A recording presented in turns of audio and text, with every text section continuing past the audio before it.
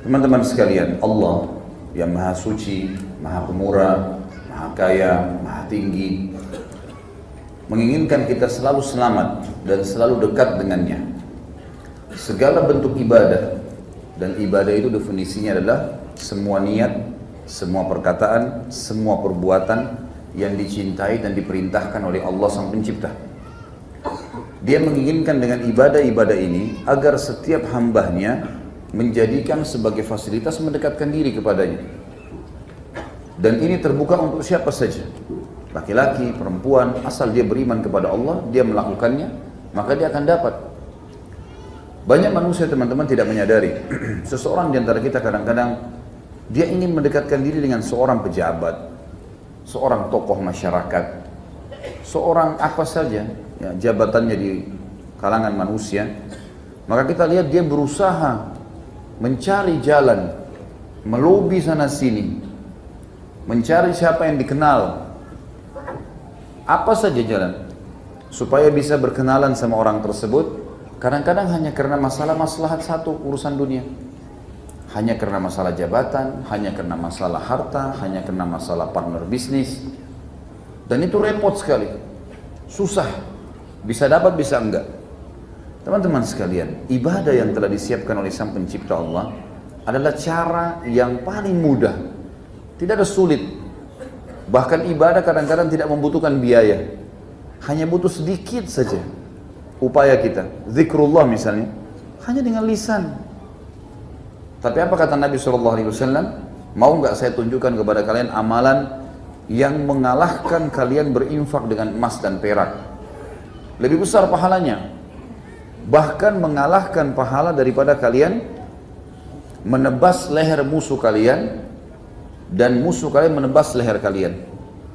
Artinya jihad, kita membunuh musuh atau kita dibunuh mati syahid. Kata para sahabat, tentu ya Rasulullah. Kata Nabi SAW, lisanmu selalu berzikir kepada Allah, itu saja. Lagi jalan, subhanallah, alhamdulillah, wa la ilaha illallah, Allahu akbar, astaghfirullahaladzim, la hawla wa la quwata illa billah. Sampai kata Nabi SAW, saya mengucapkan sekali subhanallah, walhamdulillah, wa la ilaha illallah, Allahu akbar, lebih saya cintai daripada terbitnya matahari. Karena Nabi SAW tahu bagaimana nilainya ini. Ini menyebut dan memuji Sang Pencipta Allah, yang artinya apapun di muka bumi ini dan di alam semesta ini dia yang ciptakan, dia yang memiliki, dia yang mengurus, dia yang memusnahkan. Dan kita diberikan fasilitas dengan sangat mudah untuk berhubungan dengannya. Nggak butuh lobby, nggak butuh biaya. Doa, punya hajat apa saja, selama itu halal, tinggal angkat tangan ke langit, tinggal ucapkan dengan lisan, alhamdulillah, wassalatu wassalamu ala rasulillah, ya Allah saya punya hajat ini, ya Allah sembuhkan, ya Allah begini. Tinggal hajat, dan tunggu prosesnya, nikmati saja, 2 hari, seminggu, nggak apa-apa. Karena kata Nabi SAW, akan datang nanti orang-orang pada hari kiamat, diberikan pahala bergunung-gunung, banyak sekali. Pada saat diberikan, mereka bertanya kepada para malaikat, dari mana ini? Pahala apa ini? Kayaknya kami nggak tahu nih ibadah apa ini. Maka kata para malaikat, ini doa-doa kalian yang belum kalian dapat jawabannya di dunia. Diberikan pahala bergunung-gunung, artinya kita lihat hasilnya, nggak lihat hasilnya, ibadah. Ada pahalanya di sisi Allah hari kiamat. Maka pada saat itu, semua mereka berharap agar semua doanya di dunia belum dijawab sama Allah, biar disimpankan pada hari kiamat, karena besarnya pahala itu. Nggak ada modalnya. Sholat 5 waktu, hanya sekedar azan ke masjid 10 menit, 15 menit, nggak berat, ringan, sudah cukup. Kata Nabi SAW, bagaimana kalau depan rumah kalian ada sungai yang mengalir dengan deras, kalian mandi sehari 5 kali, apakah tertinggal kotoran di badannya? Kata para sahabat, tentu tidak ya Rasulullah. Kata Nabi SAW, begitulah perumpamaan 5 waktu sholat, ringan, mudah. Baca Quran, bacalah, kata Nabi SAW, siapa yang baca 10 ayat Al-Quran, 10 ayat di malam hari, maka Allah akan berikan kepadanya 1 kintar. Dan 1 kintar lebih baik daripada dunia dan seluruh isinya. Kata Nabi SAW dalam hadis lain, maukah seseorang di antara kalian menuju ke Buthan dan Aqiq, 2 lembah di Madinah yang sering dilewati oleh unta-unta liar, tidak ada pemiliknya. Maka kata Nabi SAW, mau nggak kalian kedua lembah itu, kemudian kalian dapat 2 ekor unta, dan 2 ekor unta betina besar berwarna merah. sempurna. Harganya mahal sekali ini. Ini harganya mungkin bisa 500 juta, tergantung lah. Ya. 1 ekor berarti 1 miliar lah. Mau nggak kalian dapat itu? Kata para sahabat, tentu ya Rasulullah. Kata Nabi SAW, seseorang di antara kalian pergi ke masjid, baca 2 ayat Al-Quran. Lebih baik daripada 2 ekor unta. 3 ayat Al-Quran, lebih baik daripada 3 ekor unta. 4 ayat Al-Quran, lebih baik daripada 4 ekor unta. Dan segitu seterusnya. Baca 100 ayat ya 100 ekor unta. Mudah. Murah biayanya. Dan itu cara berhubungan dengan siapa? Sang Pencipta. Nggak butuh lobby. Kalau kita berhubungan dengan Sang Pencipta, teman-teman sekalian, maka semua makhluk bisa Allah tundukkan buat kita. Dalam sebuah hadis yang sahih kata Nabi SAW, kalau Allah mencintai seorang hamba, Allah menyuruh Jibril mencintainya, pimpinan para malaikat, dan diperintahkan seluruh ahli langit dari malaikat mencintainya, dan Allah akan tanamkan cinta makhluk di bumi kepadanya. Bukan cuma manusia, hewan-hewan, tumbuh-tumbuhan cinta sama dia. Dan kalau Allah membenci seorang hamba, Allah akan suruh Jibril membencinya, dan suruh penghuni langit, malaikat membencinya, dan ditanamkan kebencian untuknya di muka bumi. Orang kalau faham tentang apa yang saya jelaskan tadi teman-teman sekalian, dia akan tangkap sebuah poin penting dalam hidup, bahwasanya menjaga hubungan dengan Sang Pencipta Allah dengan menjaga ibadahnya, ini adalah cara yang terbaik. Bagaimana tadi saya kasih contoh, orang banyak melobi manusia hanya untuk urusan kecil. Allah bisa menyembuhkan penyakit kita, Allah bisa membuat kita kaya raya, Allah bisa memberikan kesehatan seumur hidup, Allah bisa memberikan jodoh yang terbaik, Allah bisa memberikan segala-galanya. Sampai para sahabat kalau sendalnya putus berdoa kepada Allah, ya Allah sendal saya putus, gantikan. Manja sama Allah subhanahu wa ta'ala. Allah ingin itu. Mengerengek, minta. Kadang-kadang ada orang di antara kita teman-teman tidak mau minta mobil sama Allah. Kayak nggak masuk di akal minta mobil sama Allah. Atau nggak masuk di akal minta baju sama Allah. Padahal kalau kita pakai baju, apa yang kita baca? Alhamdulillahilladzi kasanihi hadzal thawb. Segala puji bagi Allah yang telah memberikan ini, baju ini, mengenakan baju ini kepada saya. Wa razaqanihi, dan menjadikan itu sebagai rezeki buat saya, min ghairi haul minni wala quwwah, tanpa daya dan kekuatan dariku.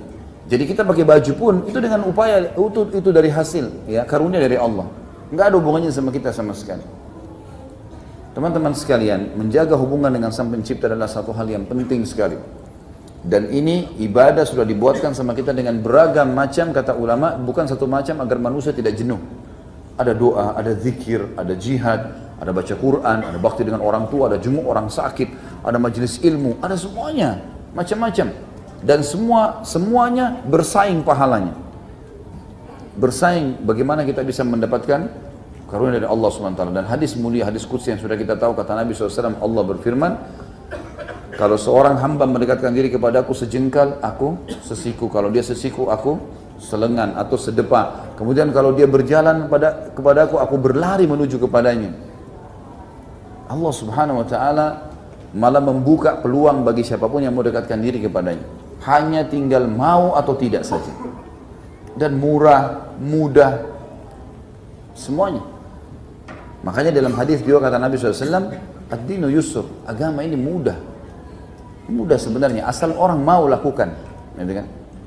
Bagaimana bisa teman-teman sekalian kita terus berharap dengan satu manusia yang kadang-kadang untuk menikah dengan dia saja susah sekali rasanya. Meminta, merengek, merayu, juga ditolak.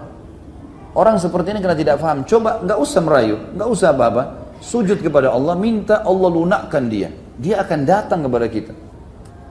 Tapi kita nggak lakukan itu, fasilitasnya ada. Terlilit utang, ngerengek bersama manusia, pindah sana sini. Saya pernah ceritakan orang saleh dari kalangan tabi'in yang pernah pengusaha besar, bangkrut, total sampai jadi pengemis 2 tahun. Keliling-keliling, minta bantuan, sampai dia tiba di satu masjid, Jami' Baghdad. Kemudian dia masuk, ada orang-orang miskin lagi terima banyak paket. Lalu kemudian dia datang, dia tanya mereka, karena sudah susah. Dia bilang, siapa yang kasih kalian itu? Paket besar-besar dikasih, macam-macam isinya.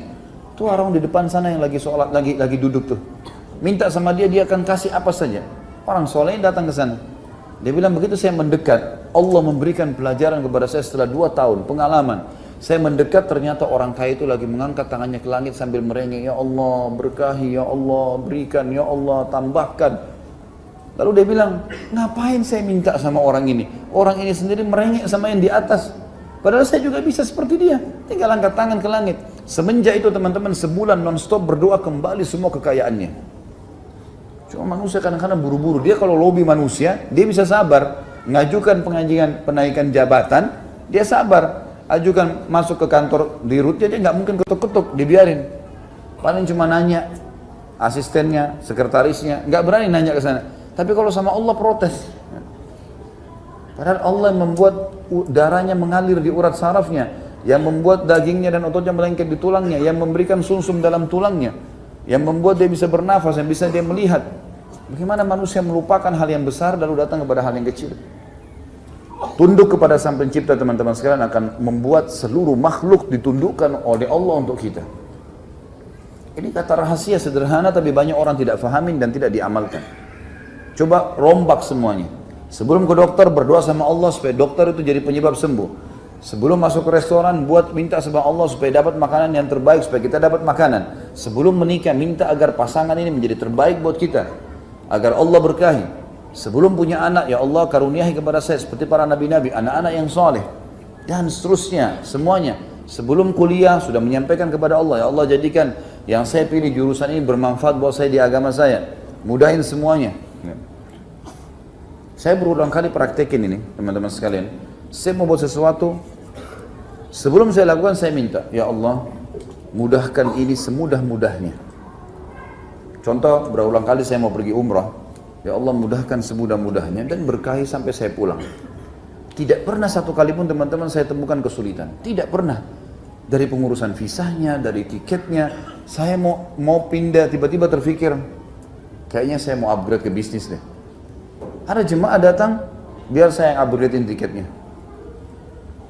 Saya mau bayar, terus kemudian waktu itu hari saya mau berangkat juga, mau upgrade ke bisnis lagi. Tiba-tiba di bandara dikatakan ini karena kartunya sudah mencapai kartu seperti ini, member anggotanya, maka tidak masalah, di-upgrade tanpa bayar. Banyak hal. Kemudian pergi di sana, semuanya mudah. Saya bisa ketemu sama teman-teman saya bisa menyelesaikan banyak tulisan ceramah, sampai saya pulang kayak tidak terasa perjalanan itu. Banyak dimudahkan. Tapi memang kata kuncinya, kembalikan dulu sama Allah sebelum melakukan. فبأي آلاء ربكما تكذبان رب المشرقين ورب المغربين فبأي آلاء ربكما تكذبان